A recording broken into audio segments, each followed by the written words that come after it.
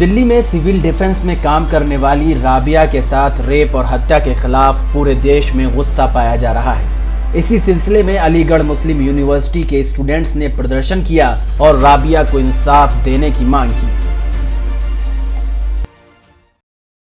देखिए, आज जो अलीगढ़ मुस्लिम यूनिवर्सिटी में प्रोटेस्ट ऑर्गेनाइज किया गया है, ये दिल्ली के अंदर अभी कुछ रोज पहले जो सिविल डिफेंस में एक लड़की काम करती थी जिसका नाम राबिया कहा जा रहा है, उसको जिस तरीके से उसके ऊपर 15 प्रहार किए गए, चाकुओं से गोदा गया, उसके बाद कहा जा रहा है कि उसका रेप किया गया।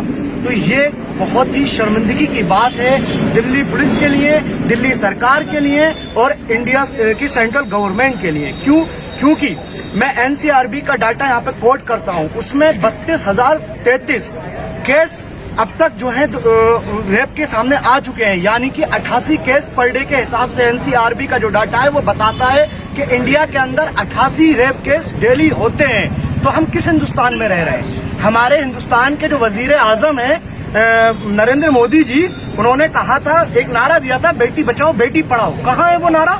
आज बेटी का क्या हाल है? 88 रेप पूरे एक दिन में होते हैं हिंदुस्तान के अंदर। ये बेटी बच रही है, और ये जब बेटी बच ही नहीं रही, जब बेटी पढ़ने के लिए निकल रही है या जॉब करने के लिए निकल रही है या पुलिस में जॉब कर रही है, तो उसके साथ उसको रेप कर दिया जाता है, उसको इतनी बेरहमी से मारा जाता है कि उसकी डेड बॉडी देखने के बाद आंखों में आंसू आ जाते हैं। ये हालत है हमारे मुल्क की। हम दूसरे मुल्कों की बात कर रहे हैं, लेकिन हमारे मुल्क की हालत क्या है ये हम नहीं देख रहे, ये हम नहीं देख रहे।